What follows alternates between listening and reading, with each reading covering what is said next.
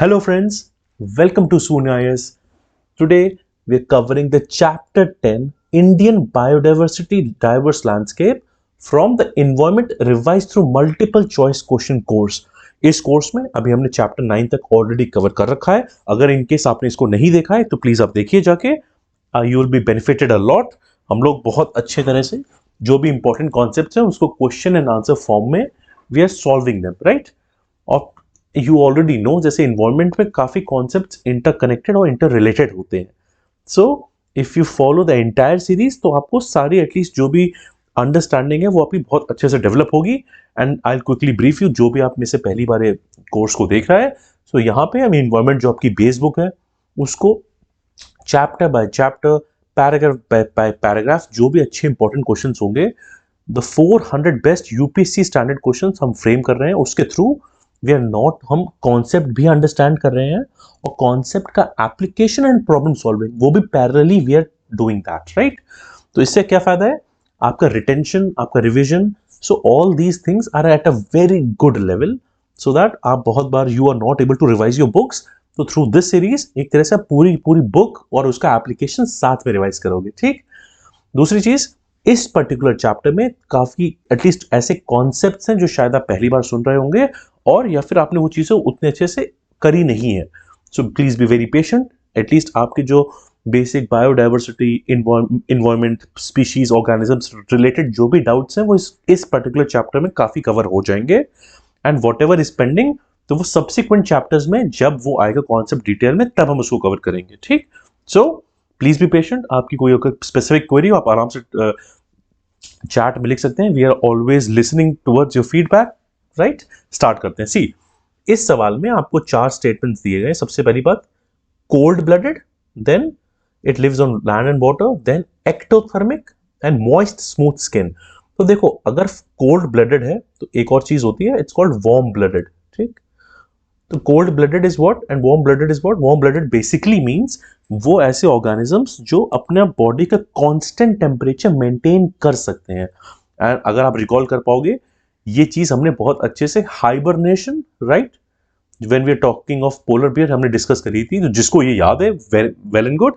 अगर आपको नहीं याद आ रहा है तो प्लीज आप प्लीज गो बैक करिए, एक बार चैप्टर पे जरूर देख के आइए. दूसरी चीज हम देखते हैं जैसे कोल्ड ब्लडेड एंड एक्टोथर्मिक. तो एक्टोथर्मिक का मतलब क्या होता है कि those who are dependent on external source of body heat, जिनको एक एक्सटर्नल सोर्स की जरूरत होती है उनको बोलते हैं एक्टोथर्मिक.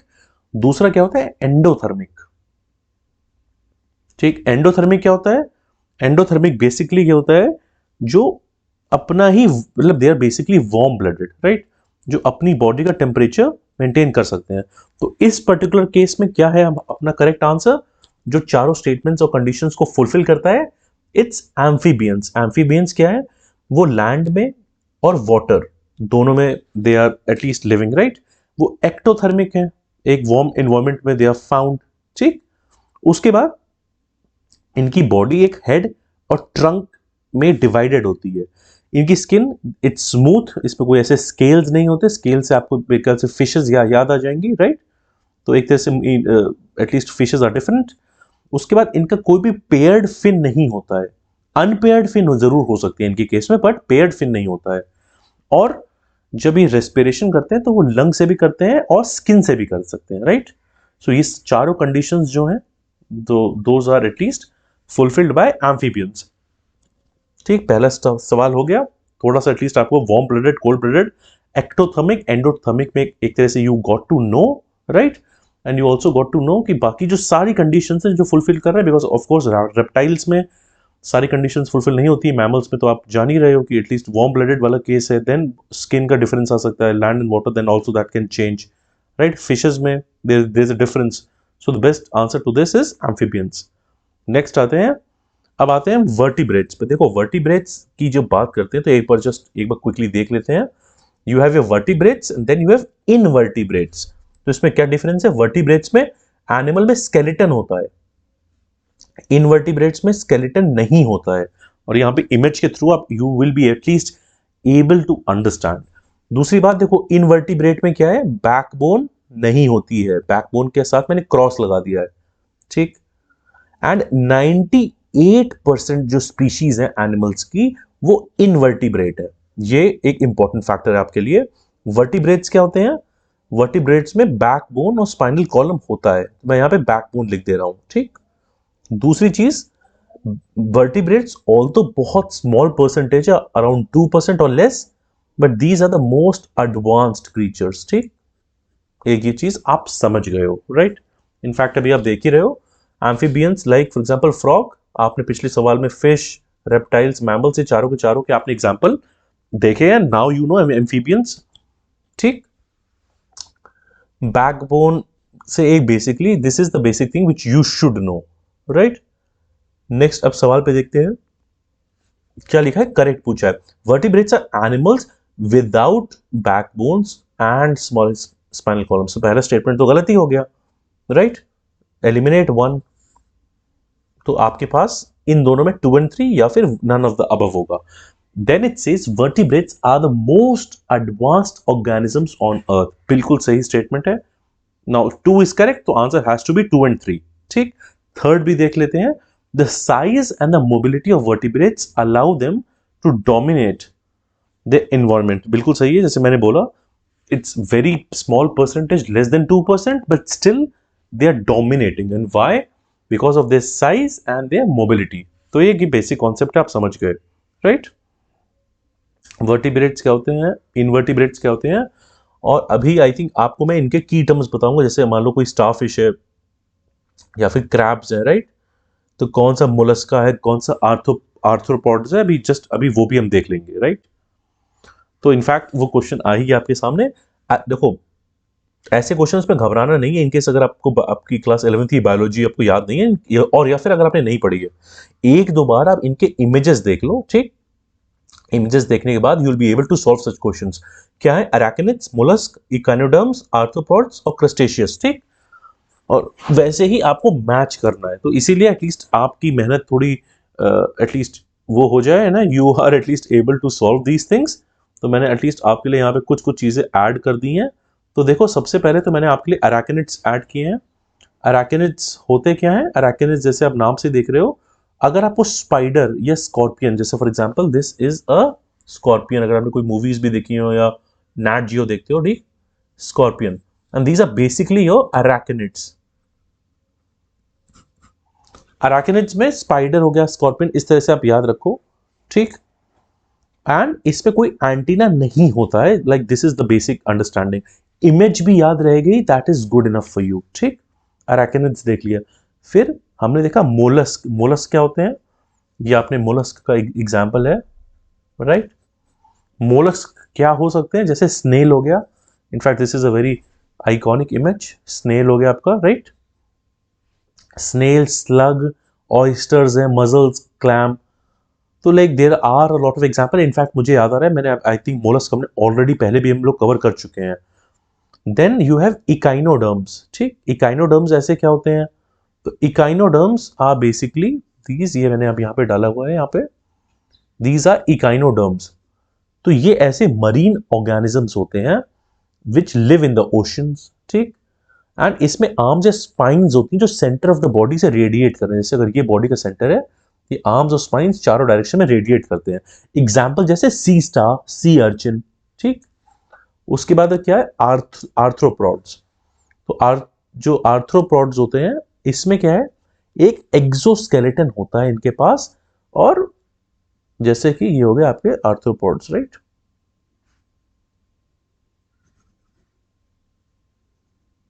और आर्थ्रोपॉड्स में आपके क्रस्टेशियंस हो गए, and they also includes insects like arachnids like these.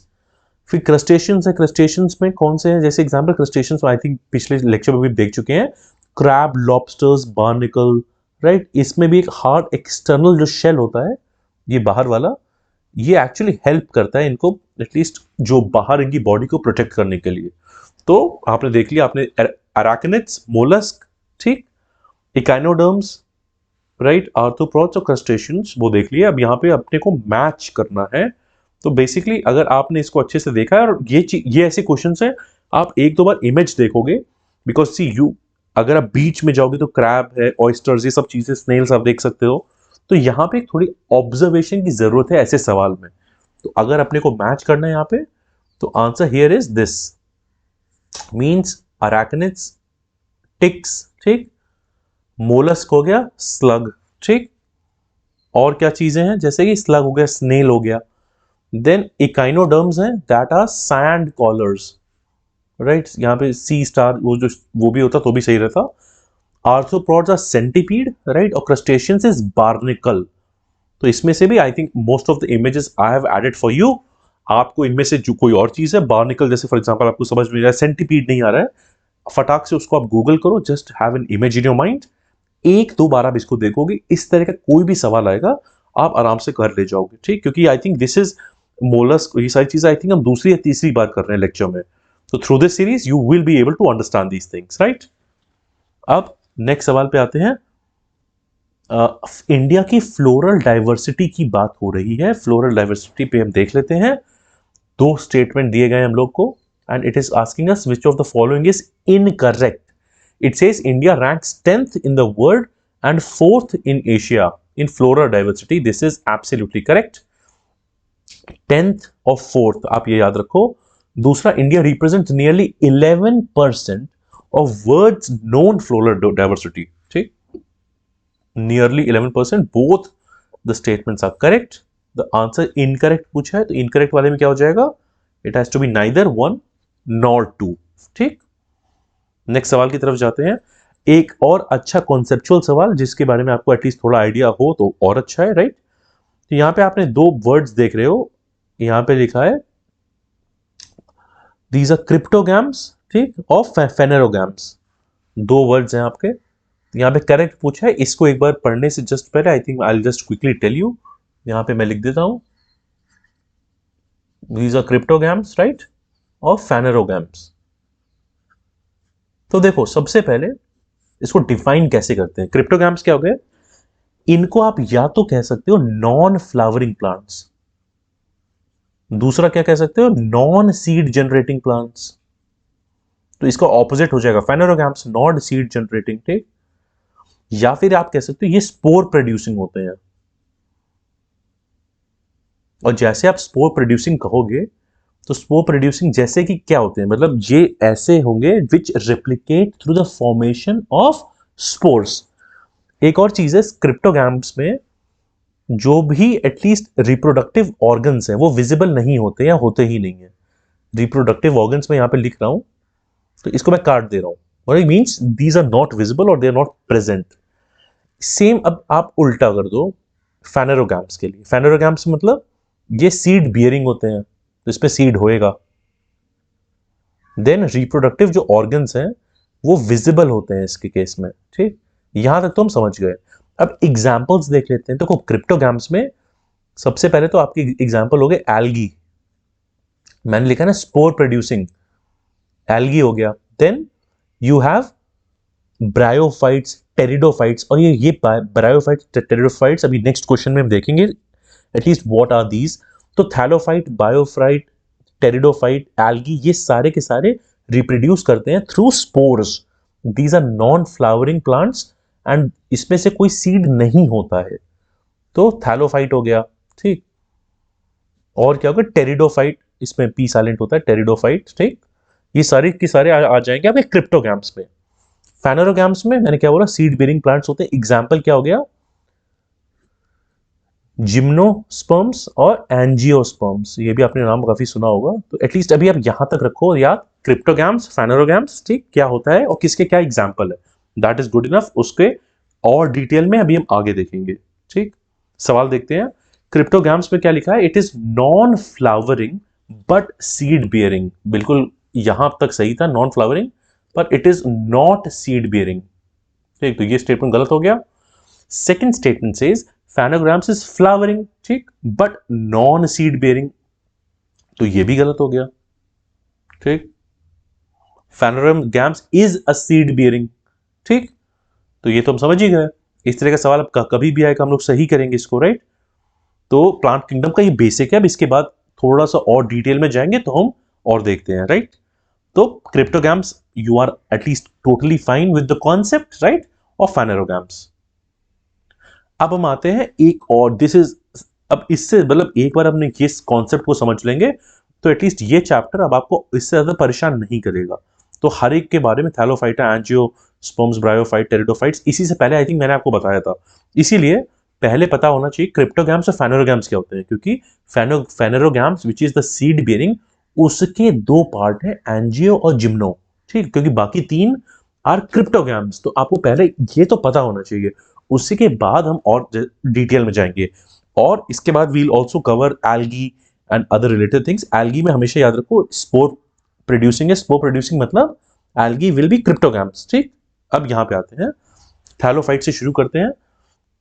और ये आप एक एक बार एटलीस्ट आप अच्छे से सुन लो, कोई चीज नहीं हो आप एटलीस्ट नोट डाउन कर लो, या एक बार आप रिवाइज कर लो। So then you will be at least, इससे बाहर फिर कुछ भी नहीं है आपके लिए ना। This is at least a very good level of preparation for you. See, thallophyte से स्टार्ट करते हैं। तो थैलोफाइट में क्या होता है, जो प्लांट की बॉडी है वो रूट, स्टेम, लीफ में डिफरेंशिएटेड नहीं होती है। ठीक, तो पहली बात तो thallophyte is a cryptogram that you know. दूसरी बात, the plant body in the case of thallophytes is not differentiated. ठीक, तो ये तो एक एटलीस्ट इसका एक, it's a very good give away for this part. ठीक, तो पहली बात, when we are talking of thallophytes, this is something important। तो एटलीस्ट यहाँ पे क्या है, the plant body is not well differentiated into what, root हो गया, स्टेम हो गया, लीफ हो गया। ये मिलते कहाँ पे हैं, जैसे आप कोई मॉइस्ट या वेट प्लेसेस हो गए। And why is this true, क्योंकि यहाँ पे जो ट्रू रूट्स है ना, तो ये यहाँ पे एब्सेंट होते हैं। ठीक, तो जो भी वैस्कुलर टिश्यू है, ये सारा है, तो दैट इज नीडेड, क्योंकि वाटर और मिनरल्स तो ट्रांसपोर्ट करने ही करने हैं, राइट। सो एटलीस्ट ये हो गया, एटलीस्ट यहाँ पे ना एब्सेंस है, कि एब्सेंस भी है किसका, ट्रू रूट से वैस्कुलर टिश्यूज का इस पर्टिकुलर केस में, राइट। तो ये थैलोफाइट से एग्जांपल इसका फंजाई टाइप के हो सकते हैं, राइट। और इसमें भी देर आर टू कंपोनेंट्स, हम इसको बहुत ज्यादा डिटेल में करने का कोई फायदा नहीं है। All you should know that इसमें plant body is not well differentiated. Next आते हैं ब्रायोफाइट्स पे।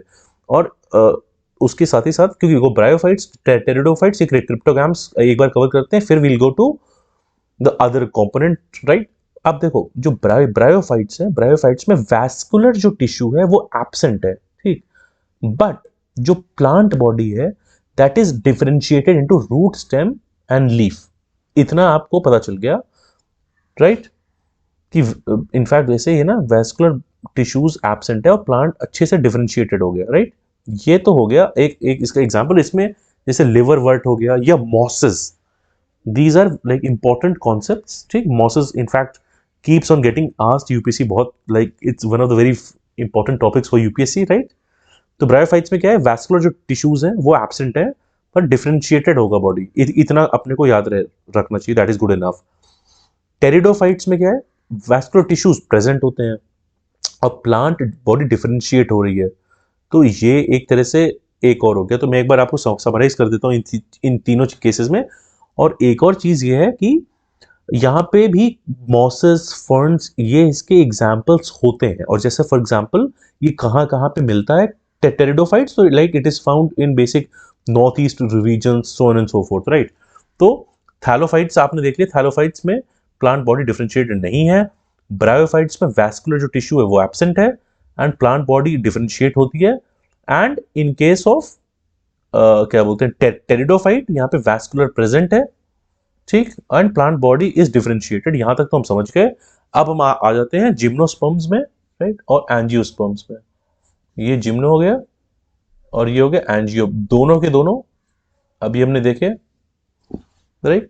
इसको एक बार मतलब दोनों फेनेरोगैम्स हैं, इतना तो पता है। अब एक बार देख लेते हैं। देखो, जिम्नोस्पर्म्स में यहाँ पे naked seeds, they bear the naked seeds.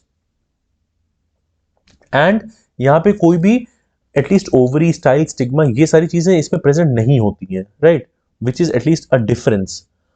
और जिम्नोस्पर्म्स में because it is a naked seed, बहुत सिंपल, एटलीस्ट जो फ्लावर्स होते हैं, राइट, और इसमें ओव्यूल्स और कार्पल्स प्रेजेंट होते हैं। बट वही मैंने बोला, ओवरी, स्टाइल, स्टिग्मा, ये सारी चीजें प्रेजेंट नहीं होती हैं।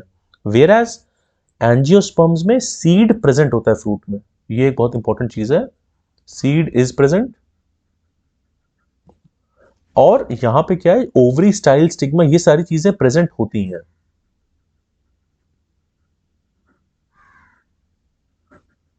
ठीक।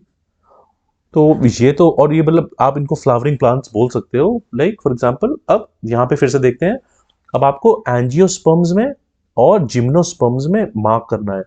तो लाइक फॉर एग्जांपल जिम्नोस्पर्म्स में सीड तो प्रेजेंट होता ही है, तो 1 का हो जाएगा ई, ठीक। और एंजियोस्पर्म्स में नेकेड सीड्स हो जाएंगे, ठीक। तो हमने पांचों देख लिए, थैलोफाइट्स, एंजियोस्पर्म्स, ब्रायोफाइटा, टेरिडोफाइट्स और जिम्नोस्पर्म्स। सो आई होप आप यहां तक समझ गए हो, राइट। और इस पर्टिकुलर क्वेश्चन का एक बार मैं आपसे I just repeat, the answer here is D, ठीक। This is the correct answer. You can pause, आप स्क्रीनशॉट या पॉज कर सकते हो, एक बार फिर से खुद के लिए अटेम्प्ट कर सकते हो, पर ये काफी इंपॉर्टेंट सवाल है, इसलिए इस पे काफी ज्यादा टाइम लगाया गया है। अगेन नाउ एल्गी पे हम जब बात करते हैं, ठीक। एल्गी से related they have asked us 4 statements, ठीक। अब एल्गी में क्या पूछा है, नॉन ग्रीन दिया है and non differentiated plants, then they either grow on saprophytes, they live as parasites, और मैक्सिमम डाइवर्सिटी कहां है, वेस्टर्न घाट्स में, ठीक। तो यहां पे क्या है, जो नॉन ग्रीन भी है एंड नॉन डिफरेंशिएटेड प्लांट्स, जिसमें नॉन ग्रीन और नॉन डिफरेंशिएटेड मतलब जो क्लोरोफिल है, जो एटलीस्ट ग्रीन कलर दे रहा है, तो पूरी तरह से एब्सेंट है क्लोरोफिल, ठीक। तो सी क्लोरोफिल इज एब्सेंट, तो ये है, ये क्या इसका आंसर है, it is fungi. Non green भी दिया, नॉन डिफरेंशिएटेड दिया है, और कहां पे ग्रो करती है, जैसे कि जो डेड रॉटन ऑर्गेनिक मैटर है, जैसे इसलिए सैप्रोफाइट की बात करी इन लोगों ने, या फिर पैरासाइट्स, जिसपे एक होस्ट होगा and it is taking all the important nutrients, ठीक। और सैप्रोफिटिक जो फंजाई है, उसका एग्जाम्पल क्या हो सकता है, जैसे कि मोल्ड्स या मशरूम, ठीक। ये हो गया सैप्रोफिटिक फंजाई आपका। मैक्सिमम डाइवर्सिटी इन्होंने ऑलरेडी लिखा है, इट्स इन वेस्टर्न घाट्स, तो ठीक, यहाँ पे द आंसर इज फंजाई, ठीक। तो अब देखो इस तरह के सवाल है ना, कि एल्गी पे पहले सवाल आ गया ना, नॉन ग्रीन नॉन डिफरेंशिएटेड, तो अब ये ऐसी चीजें आप समझ पाओगे, क्योंकि आपने थैलोफाइट्स और ये सारे कॉन्सेप्ट्स, ब्रायोफाइट्स, ये होते क्या है आपने समझ लिया एक बार में, ठीक। आगे बढ़ते हैं। अब हम देखते हैं क्रॉप की जेनेटिक डाइवर्सिटी से रिलेटेड 2 स्टेटमेंट्स दिए गए हैं। The first statement says, and see please be very alert, incorrect पूछा है।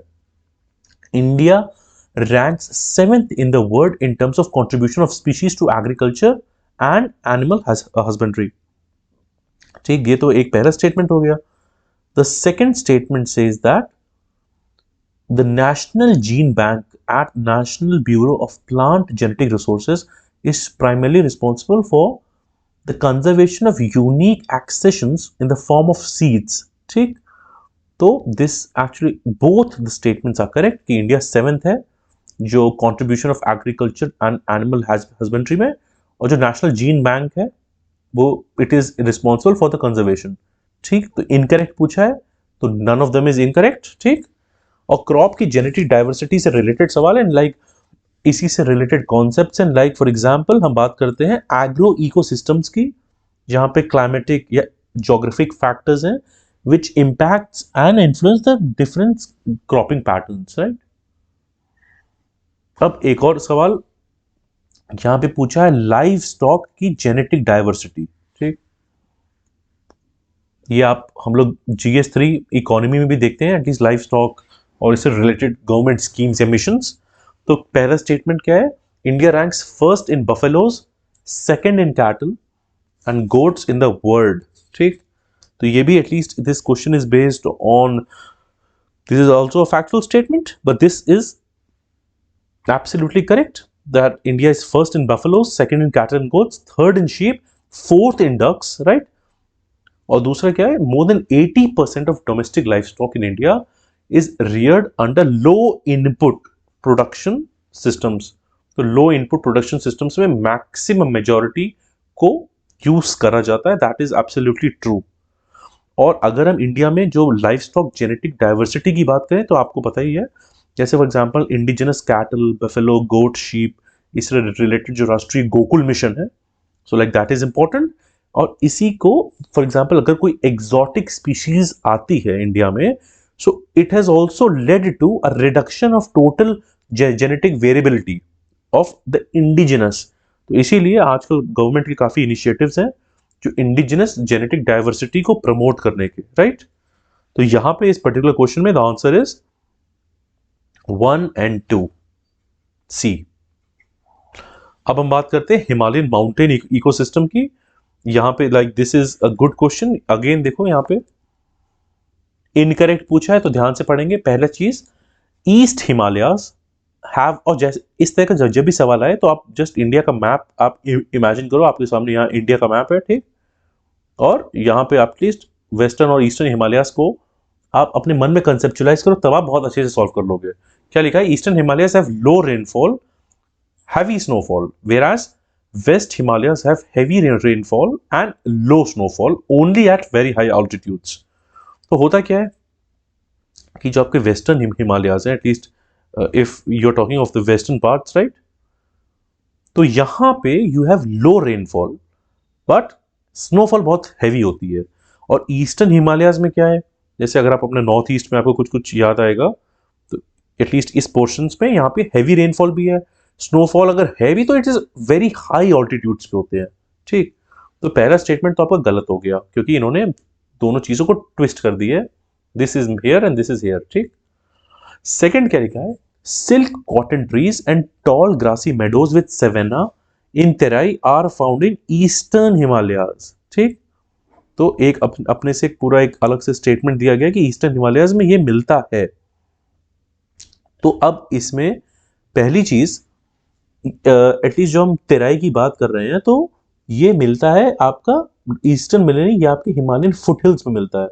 तो यहाँ पे एक distinction I just wanted to make, see, एक हो गया Himalayan foothills, then you have western Himalayas and third you have eastern Himalayas, ठीक। तो ये तीनों चीजों में we'll try to be at least more sure about it. तो सिल्क जो कॉटन ट्रीज हैं, ठीक, या फिर giant bamboos, tall grassy meadows, ये सारे कहां कहां मिलते हैं? This is Himalayan foothills. फिर क्या लिखा है? Dwarf hill bamboo and birch forest mixed with alpine pastures. तो जैसे एल्पाइन पैस्चर्स देखो, जैसे फॉर एग्जांपल यहाँ पे रोडोडेंड्रॉन्स मिल जाएंगे, ठीक। तो ये सारे के सारे एक हाई अल्टीट्यूड वाले फुटहिल्स में तो मिलेंगे ही नहीं, ये गलत हो जाएगा। ये आपको मिलेगा वेस्टर्न हिमालयाज में, ठीक, जहां से alpine, in fact alpine I think 2019 और फॉर आई थिंक 2020 में पूछा गया एल्पाइन से रिलेटेड इकोसिस्टम से यूपीएससी का क्वेश्चन। सो दिस बिकम्स रॉन्ग, ये वेस्टर्न है। तीसरा क्या लिखा है? Coniferous forest of pine and fir is found in western Himalayas, ठीक। ये एक्चुअली गलत है। जो coniferous of pine, fir yew और जूनिपर्स हैं, तो ये सारे कॉनिफर्स हो गए। तो ये आपको कहां पे मिलते हैं? ये मिलते हैं ईस्टर्न हिमालयाज में, ठीक। तो ये एक इंपॉर्टेंट एटलीस्ट डिस्टिंक्शन हो गया यहाँ पे, राइट। तो I think Himalayan mountain system में तो एक बेसिक आइडिया है हम लोग को कि रेनफॉल लो कहाँ पे होती है? वेस्टर्न हिमालयाज में, और ईस्टर्न हिमालयाज में हेवी रेनफॉल होती है, and then Himalayan foothills, western Himalayas और ईस्टर्न हिमालयाज में क्या कॉन्सेप्शन है पूरा। नेक्स्ट आते हैं पेनिनसुलर इंडिया पे। तो पेनिनसुलर इंडिया पे there are some important questions, like for example peninsular India में the first statement says that it has its extension into the drainage basin of Brahmaputra river system। तो peninsular India को आप सोचो कहां से कहां extend करता है? Is it extending to Brahmaputra के बेसिन तक? तो ये एक्चुअली गलत है, ये होगा गंगा रिवर, जो गंगा रिवर सिस्टम, ठीक। ब्रह्मपुत्र नहीं होगा। बेसिक ज्योग्राफी का सवाल है, पेनिनसुलर इंडिया की ड्रेनेज कहां तक एक्सटेंड कर रहा है। This is wrong. Second statement क्या है? Desert region of Rajasthan extends in the Thar of the Indian desert system। This is straight forward question, इस पे बहुत ज़्यादा टाइम नहीं लूंगा आपका। तो this statement is correct। जो desert region है थार एटलीस्ट वहां तक extend करता है, right? So this statement is correct। Your answer for this has to be this particular thing correct, क्योंकि पूछा हमसे पेनिनसुलर इंडिया के केस में। एक और सवाल आ गया, कौन सा ऐसा प्लांट है जो सिर्फ पेनिनसुलर इंडिया में मिलता है? जूनिपर्स की अभी मैंने बात करी, जो कॉनिफरस होते हैं आपके जूनिपर्स, ये आपके ईस्टर्न हिमालयाज में थे अभी आई थिंक इससे पिछले सवाल में, तो ये तो नहीं होगा, ठीक। ऑर्चिड्स हो गए, मॉसेस हो गए, तो ये यहां पे एटलीस्ट फाइंड नहीं होंगे। The answer here is sal, ठीक। तो जो सैल है तो ये पेनिनसुलर इंडिया में मिलता है आपको, राइट। और यहाँ पे एटलीस्ट जो पूरा जो एरिया है, this is tropical moist deciduous to tropical dry deciduous, और थोड़ा बहुत स्क्रब वेजिटेशन मिलता है यहाँ पे, depending of course on the rainfall and humidity, ठीक। तो ये एटलीस्ट यहाँ पे जो डोमिनेंट ट्री स्पीशीज हो गए, राइट। एंड जो आपने एटलीस्ट पूरा जो एक्सपेंस देखा, तो एटलीस्ट ऐसे क्वेश्चंस पे इनकेस आपको डायरेक्टली नहीं भी बताए, पर एटलीस्ट आप जूनिपर्स, ऑर्चिड और मॉसेस से एलिमिनेट करके भी बता सकते हो। क्यों? क्योंकि पेनिनसुलर इंडिया में और एटलीस्ट हिमालयन जो इकोसिस्टम है, जहाँ कॉनिफर्स और बाकी सब मिलते हैं, तो जो डिस्ट्रीब्यूशन ऑफ फॉरेस्ट है वो काफी डिफरेंट है, या जो ट्रीज कौन से कहाँ पे मिल रहे हैं। तो उस तरह से आप एटलीस्ट सैल को एटलीस्ट बीइंग डेसिडियस उस तरह से भी सोच के आप एलिमिनेट करके अराइव कर सकते हो करेक्ट आंसर पे, राइट।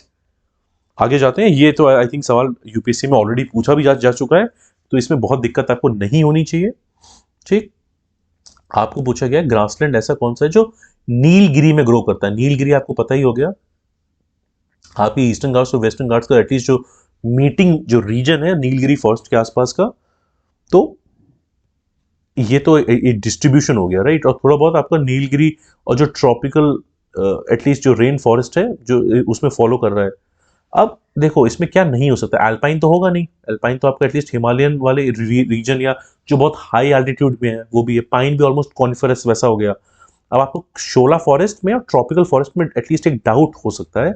यहाँ पे आंसर इज शोला, आपकी बेसिक एनसीईआरटी में भी दिस इज मेंशन्ड, राइट। तो शोला फॉरेस्ट हो गया। अब देखो शोला कहाँ कहाँ पे मिलते हैं, तो नीलगिरीज में तो मिलते ही हैं जो कि वेस्टर्न घाट्स के पास में है, ठीक। और ये एक्सटेंसिव ग्रासलैंड है जहाँ पे एवरग्रीन वेजिटेशन मिलेगा आपको। और आपको शोला ग्रासलैंड्स कहाँ मिल जाएंगे, तो यहाँ पे अगर आप हिल्स देखोगे तो अनामलाई, ठीक, और पलानी, ये पलानी हिल्स होंगी यहाँ पे। तो यहाँ पे एटलीस्ट अगर हम वेस्टर्न घाट्स की बात करें और जो पूरा नीलगिरी का जो फॉरेस्ट वाला एरिया है, तो यहाँ पे रेन फॉरेस्ट भी है, ट्रॉपिकल रेन फॉरेस्ट है, बिकॉज यहाँ पे काफी हाई रेनफॉल होती है यहाँ पे। एंड ऑल्सो वेस्टर्न घाट्स का रीजन है तो आपको स्पीशीज भी पता है, बहुत हाई डाइवर्सिटी है यहाँ पे स्पीशीज की, राइट। एबनी ट्रीज मिल जाएंगे, श्रब्स, ऑर्चिड्स, एपिफाइट्स। सो एक बेसिक यहाँ पे रीजन है पूरा यहाँ पे। नेक्स्ट आते हैं। अब इस सवाल में आपसे कुछ फ्लोरा के बारे में पूछा गया है, 4 टर्म्स दिए गए हैं यहाँ पे, राइट। और पूछा गया ये कौन सी चीज कहाँ मिलेगी, ठीक। तो आपको क्या पूछा गया, जाइंट डिप्टेरोकार्पस, टर्मिनेलिया, लेगरस्ट्रोमेनिया और मैग्नोलिसिया, ठीक। ये 4 टर्म्स हैं। पूछा गया ये कौन से आपको कहाँ पे मिलेंगे, तो देखो ये सारे के सारे आपको मिलेंगे अंडमान एंड निकोबार में, ठीक। ये क्वेश्चन आपकी डायरेक्ट बुक से लिया गया है, इस तरह के टर्म्स सी। और इसमें क्या है, जो ये सारे हैं यहाँ पे ट्रॉपिकल रेन फॉरेस्ट मिलते हैं, और साथ ही साथ यहाँ पे मैंग्रोव्स भी इस पूरे एरियाज में मिलते हैं। So here the answer for these 4 floras is, मैं फिर से रिपीट करता हूँ, इसे giant dipterocarpus, terminalia, lagerstroemia और आपका मैग्नोलिसिया, राइट। ये सारे के सारे अंडमान एंड निकोबार में, these are the tropical rain forest, ठीक। ये यहाँ पे एटलीस्ट फाउंड होते हैं and these are at least helping, right. अब this is an important question, इसको देखते हैं। यहाँ पे हमसे इनकरेक्ट पूछा गया है, very important. Sundarbans in general, the mangroves are like the favourite also of UPSC. तो इस पे सवाल देख लेते हैं। पहली बात, it contains the world's largest mangrove forest. बिल्कुल ठीक है, मैंग्रोव की हमने इससे पहले भी बात करी है। मैंग्रोव इज एन इकोटोन, ठीक। और मैंग्रोव की इकोलॉजिकल बेनिफिट्स इससे पहले चैप्टर्स में हमने बहुत डिटेल में देख चुके हैं हम लोग already. Why is conservation of mangroves important, right. अब इससे रिलेटेड कुछ सवाल भी देख लेते हैं हम लोग। तो एक सवाल जैसे और भी, जैसे कि it is designated as a UNESCO world heritage site, कहां पे, in 1987। This is also correct statement. उसके बाद इसको बायोस्फीयर रिजर्व बनाया गया, उसके बाद इसको वेटलैंड बनाया गया। वेटलैंड 2019 में बनाया गया, ऑफ एन इंटरनेशनल इंपॉर्टेंस, ठीक। तो this is a very important, wetland भी है, बायोस्फीयर रिजर्व है, यूनेस्को वर्ल्ड हेरिटेज साइट है, यहाँ पे नेशनल पार्क, टाइगर रिजर्व। तो extremely important from the biodiversity perspective. दूसरी बात कि बे ऑफ बंगाल का जो एरिया है और इंडिया बांग्लादेश में जो यहाँ पे डेल्टा है, तो ये गंगा, ब्रह्मपुत्र और मेघना रिवर्स के एटलीस्ट डेल्टा पे इट इज फाउंड। ठीक, तो ये तो एक इंपॉर्टेंट चीज है। उसके बाद क्या है कि it all of this drains into the bay of Bengal, आपको पता है। फिर globally threatened wild life species estuarine crocodiles are found here. बिल्कुल सही बात है, एस्चुरिन जो क्रोकोडाइल्स हैं वो भी आपको यहां मिल जाते हैं। एंड वन मोर थिंग कि जो सोनेरिटन एविसीनिया आर द ट्रीज जो मेनली मिलते हैं यहाँ पे इस पर्टिकुलर जगह पे। तो यहाँ पे सही बात है, जो यहाँ की पाइनियर ट्रीज है सोनेरिटिया एंड एविसीनिया, वो यहाँ मिल जाते हैं। इनफैक्ट और भी कुछ पर्टिकुलर मैंग्रोव जो फॉरेस्ट जो पूरे ट्रीज है वो भी मिलते हैं। तो इस सवाल में पूछा गया हमसे इनकरेक्ट।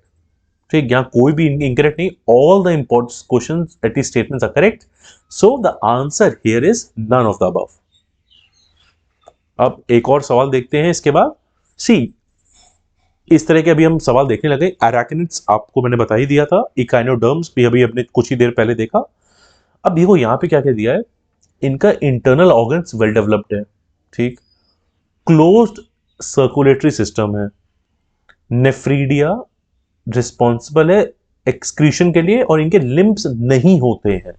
ठीक, तो आपको 4 क्लूज दिए गए हैं। ठीक, तो मैं आपको आंसर बता देता हूं इसका आंसर है एनेलिडा। ठीक, तो इसमें क्या होता है, एनेलिडा में इनकी बॉडी सेगमेंट में डिवाइड होती है। और देखो जब भी इस तरह का क्वेश्चन देखो, आप एग्जाम्पल सोचो होता क्या है, एग्जाम्पल से आप याद करो। अर्थवॉर्म्स, ठीक, लीचेस, राउंड वॉर्म्स। अर्थवॉर्म से आपको थोड़ा बहुत वर्मी कंपोस्टिंग या बाकी चीजें याद आ रही होंगी, राइट। अब इसमें क्या है, क्लोज्ड सर्कुलेटरी सिस्टम है। Again very important point, nephridia किस लिए इंपॉर्टेंट है, एक्सक्रीशन के लिए इट्स इंपॉर्टेंट, राइट। इनका कोई भी लिम्ब नहीं होता, ऑलमोस्ट हर जगह पाए जाते हैं, राइट।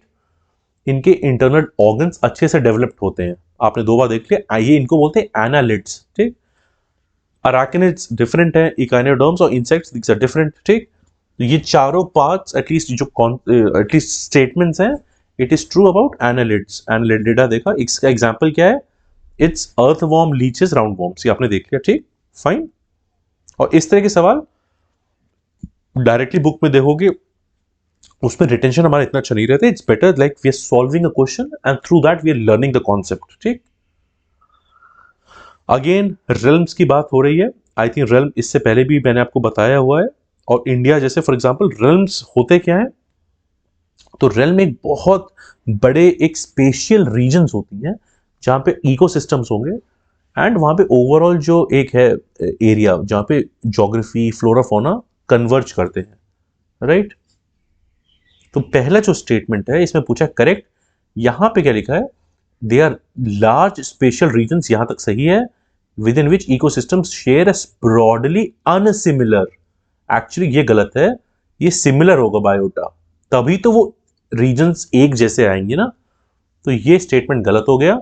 दूसरा क्या है, हिमालयन रीजन जो है represented by pale arctic realm, और जो बाकी पूरा सब कॉन्टिनेंट है वो मलायन रेल्म है। इनफैक्ट अगर आपको यूपीएससी का एक सवाल आएगा तो इंडो मलायन पूछे, तो मलायन बेसिकली आपका मलेशिया और जो पूरा आर्चिपेलागो जो नीचे वाला एरिया हो गया, राइट, म्यांमार से लेकर जो पूरा आपका इंडोनेशिया पूरा एक्सटेंड करता है, तो वो मलायन पूरा रीजन है। तो एक और चीज है कि इंडियन रीजन में आपको इससे एक और चीज पता चलती है, 2 रेल्म्स हैं, right, there are 2 realms in the Indian region. पहला कौन सा हो गया, वो है हिमालयन, जिसको बोलते हैं पेलार्कटिक, जो कि पहले आपको स्टेटमेंट में दिया हुआ है। तो हिमालयन पेलार्कटिक हो गया, और जो बाकी सब कॉन्टिनेंट है वो मलायन हो गया, इट्स मलायन रेल्म। ठीक, तो बायोजोग्राफिक रेल्म होता क्या है, एक लार्ज स्पेशल एक रीजन होती है जहां पे एक सिमिलर बायोटा मिलता है, राइट। एंड देन इंडिया में 2 रेल्म्स हैं, पेलार्कटिक एंड मलायन। फाइन, नेक्स्ट आते हैं हम लोग। अब टेरेस्ट्रियल बायोजोग्राफिकल रिल्म्स की बात हो रही है, एंड देन इसमें काफी हम लोग को मैच करने हैं, राइट। तो इसमें लेट्स क्विकली सी 8 टेरेस्ट्रियल जो रिल्म्स हैं जो रिकॉग्नाइज करे गए हैं। लाइक फॉर एग्जांपल ये मैंने लिख ही दिया आपके लिए so that you don't waste your time. Nearctic, Palearctic, Afrotropical, Indomalayan, Oceania, Australian, Antarctic and Neotropical. ठीक, तो ये तो सारे इंपॉर्टेंट जो रेल्म्स हैं वो हम लोग को पता चल गए, राइट। तो अब इसमें जैसे फॉर एग्जांपल अगर सवाल पूछ रहा है हमसे कि which of the following is at least, बाकी है ना जो टर्म्स में, लाइक अब एक और सवाल देखते हैं एक बार। इसमें पूछा गया टेरेस्ट्रियल बायो जियोग्राफिक रेल्म्स कौन से हैं, ठीक।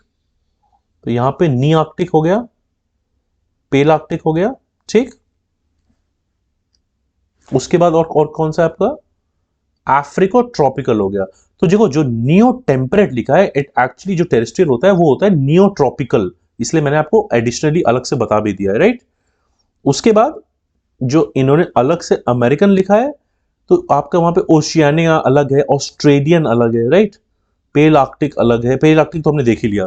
सो सी टेरेस्ट्रियल के केस में, हाँ, तो इसलिए for this the example will be A 1, 2 and 4, क्योंकि एटलीस्ट वर्ड्स और कॉन्टिनेंट्स में चेंज किया गया है, राइट। तो अफ्रीको ट्रॉपिकल और नियो ट्रॉपिकल है, तो ये नियो टेम्परेट ऐसा कुछ नहीं है, एंटार्क्टिक है, ऑस्ट्रेलियन है, ठीक। तो अमेरिकन रिल्म भी नहीं है ऐसा कोई, जो कि आपको ऑप्शन में अलग से लिखा हुआ था, तो राइट। तो एटलीस्ट आपको जो बेसिक बायोजियोग्राफिकल रिल्म्स इंडिया वाले कौन से रिल्म्स हैं, so you are having a fair idea of how these things are working, ठीक। अब एक और नेक्स्ट सवाल आ जाते हैं। अब इसमें बायोम्स पे पूछा है, biomes we have already seen a lot of questions on biomes. इसमें क्या लिखा है, biomes is a small ecological area which is characterized by its climate, soil type, vegetation, dominant plants, species जो वहां रहती हैं। पहली बात, हम लोगों ने बायोम ऑलरेडी देखा हुआ है, जब इंडिविजुअल पॉपुलेशन, कम्युनिटी, इकोसिस्टम, उसके बाद बायोम आता है, राइट। तो स्मॉल एरिया तो नहीं है, तो it has to be a large ecological area, वही बायोम होता है। बाकी स्टेटमेंट पूरी तरह से सही है, जिसमें climate, soil type, vegetation, dominant plants, ये सब रहते हैं, ठीक। But it's a large ecological area, please make sure of that. दूसरी चीज क्या लिखी है, only climate of a region determines what type of biome. अब देखो अगर पहला स्टेटमेंट सही है, इसमें क्या लिखा है, क्लाइमेट, सॉइल टाइप, वेजिटेशन, और आप वैसे भी सोचो बायोम जब इतना बड़ा एरिया है, तो वो सिर्फ एक फैक्टर पे क्यों डिपेंडेंट होगा, ओनली क्लाइमेट, ठीक। तो ओनली क्लाइमेट तो गलत ही हो गया ना, जो वहां की ज्योग्राफी है, soil which is basically the edaphic factors, ठीक, वेजिटेशन, ये सारी चीजें, तो व्हाई आर यू थिंकिंग कि वो इस तरह से होगा, तो ऐसा तो नहीं होगा, राइट। तो यहां से आप समझ गए। अब इसी चीज को और ज्यादा आप सिंपल करना चाहो, तो अगर कोई भी स्टेटमेंट में जिसमें बेसिक ज्योग्राफी, इन्वायरमेंट या कोई भी एप्लीकेशन है, अगर if it is an extreme statement saying only this determines that, तो ऐसे क्वेश्चंस मैक्सिमम केस में विल बी रॉन्ग, ठीक। बिकॉज इकोलॉजिकल या इन्वायरमेंटल ज्योग्राफिकल केसेस में मल्टीपल फैक्टर्स होते हैं, ठीक। So this is also wrong. क्या पूछा है हमसे, क्या करेक्ट है, नाइदर, दोनों गलत हो गए, ठीक। नेक्स्ट आते हैं। अब आपको पूछा गया स्पेसिफिक क्वेश्चन है, temperate rain forest biome, okay. तो टेम्परेट रेन फॉरेस्ट बायोम से रिलेटेड हम एक बार सवाल देख लेंगे। तो इसमें सबसे पहले क्या किया है, जो मेन स्ट्रेच है, which means basically they are trying to test जो ज्योग्राफिकल जो पूरा एरिया है, वहां पे वो पूरा वो at least they are trying to see that, right.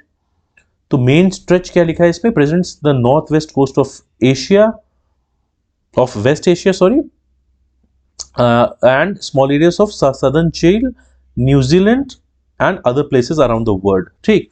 तो देखो जब हम टेम्परेट रेन फॉरेस्ट बायोम की बात करते हैं, ठीक, तो यहां पे इन्होंने वेस्ट एशिया लिखा, तो ऐसे टर्म्स को पकड़ा करो, जब एटलीस्ट सदर्न चील, न्यूजीलैंड की बात करेंगे तो वेस्ट एशिया कहां से आ जाएगा, ये तो गलत हो गया, वन आप हटा दो, ठीक। तब आपको 2 एंड 4 और 3 और 4 में चूज करना है, राइट। तो वेस्ट एशिया नहीं है, ये एक्चुअली होना चाहिए था नॉर्थ अमेरिका। तो एटलीस्ट ज्योग्राफी या इन्वायरमेंट में ऐसे क्वेश्चंस में इन चीजों को बहुत ध्यान रखना है अपने को, कि ये एटलीस्ट जो है ना, ये जो छोटे से छोटे जो चीजें हैं वो हो। एक और चीज जो मैं आपको इसमें बताना चाहता हूं, which is very important, is that यहाँ पे एपीफाइट्स बहुत कॉमन है। एपीफाइट्स आपने देखा जो बेसिकली क्लाइंबर्स होते हैं, and these are at least important in the sense कि ये हेल्प बहुत करते हैं, जो एटलीस्ट जो जो बोलते हैं स्ट्रैटिफिकेशन हो जाता है ना ट्रीज का, तो वहां पे epiphytes cling on to your basic forest या ट्रीज, राइट। ये बिल्कुल सही है। उसके बाद क्या लिखा हुआ है, एक अलग से आपको एक स्टेटमेंट दिया गया है, soils of temperate rain forest are podzolic, ठीक। तो एक्चुअली अगर आप बात करो जो पॉडजोलिक है, आई थिंक मैं आपको इससे पहले भी पॉडजोल्स के बारे में बता चुका हूं। तो ये क्या होते हैं, ये बेसिकली सॉइल जो ब्रॉडली फॉरेस्ट में होते हैं, राइट, जो कि बोरियल या कॉनिफरस फॉरेस्ट होते हैं, which is a different biome, ये वहां पाए जाते हैं, राइट, विच इज बेसिकली आपको वेस्टर्न यूरोप में हो गया, ऑस्ट्रेलिया, इन सारी जगहों पे, राइट। तो पॉडसॉल्स तो ये हो गया, राइट, और पॉडसॉल्स में इनफर्टाइल होते हैं और यहाँ पे बहुत ज्यादा प्रोडक्टिव काम नहीं हो पाता है। इनफैक्ट अगर आपको याद भी आ रहा होगा तो मैंने आपको पॉडसॉल्स, लैटसॉल्स, ये पिछले लेक्चर्स में ऑलरेडी बताया हुआ है, राइट।